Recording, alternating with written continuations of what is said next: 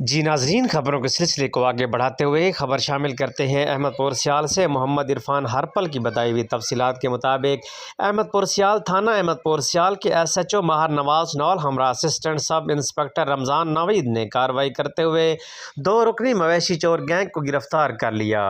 گرفتار ملزمان کے قبضے سے 4,10,000 کے مویشی برآمد کر لیے گئے۔